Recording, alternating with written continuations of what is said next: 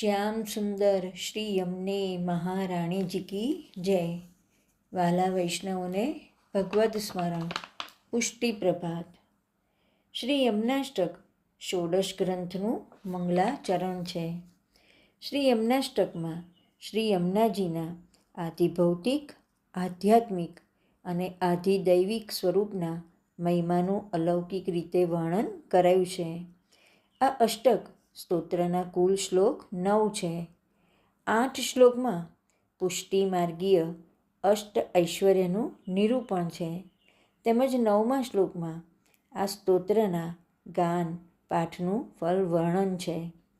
પ્રથમ શ્લોકમાં શ્રી યમુનાજી પુષ્ટિ ભક્તોને ભક્તિ માર્ગમાં, ભગવાનની સેવામાં તેમજ તેમની લીલાઓનો અનુભવ કરવામાં જે આવશ્યક સિદ્ધિઓ છે તેનું દાન કરે છે.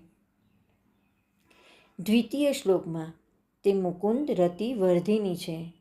પુષ્ટિ જીવને તે પુષ્ટિ ભક્તિનું દાન કરે છે.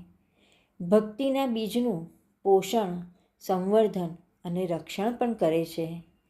તૃતીય શ્લોકમાં તે પાવની છે. પ્રભુને બધું જ પવિત્ર પાવન જ સોહાય છે.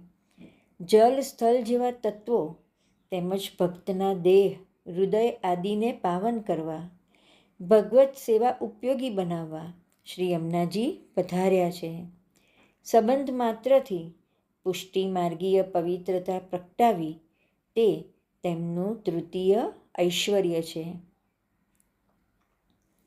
ચતુર્થ શ્લોકમાં શ્યામ સુંદર શ્રી કૃષ્ણ તેમજ શ્યામ સુંદરી શ્રી યમુનાજીના સમાન ધર્મોનું નિરૂપણ છે.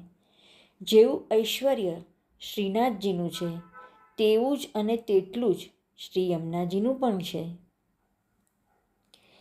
પંચમ શ્લોકમાં શ્રી કાલિંદીજી ભક્તના ભગવાન સાથેના કલહને, ભક્તોના પરસ્પર કલહને તેમજ કલીના પ્રભાવને નષ્ટ કરનારા છે, માટે કાલિંદીજી છે. તે ઐશ્વર્ય 5મા શ્લોકમાં ગવાયું છે. છઠ્ઠા શ્લોકમાં જીવને ભગવાનનું પ્રિયત્વ સંપાદન કરાવવાનું ઐશ્વર્ય છે. વ્રજની ગોપિકાઓ જેટલી પ્રભુને પ્રિય હતી એટલો જ પુષ્ટિજીવ પ્રભુને પ્રિય થાય તે ઐશ્વર્ય છઠ્ઠા શ્લોકમાં કહેવાયું છે. 7મા શ્લોકમાં પુષ્ટિ ભક્તને સેવા ઉપયોગી તનુ નવત્વની પ્રાપ્તિ કરાવવા તે સમર્થ છે તે કહેવાયું છે. પ્રાકૃત દેહ આદિથી પુષ્ટિજીવ અલૌકિક ભગવત લીલાનો અનુભવ ક્યાંથી કરી શકે? ભગવત સેવા તેમજ ભગવત રસાનુભવ નૂતન અલૌકિક દેહ આદિથી શક્ય છે. એનું શ્રી યમુનાજી દાન કરે છે.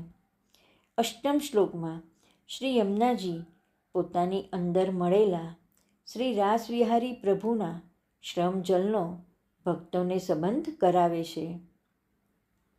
શ્રી યમુનાજીના પાન સ્નાન વડે ભક્ત આ સુખ પામે છે.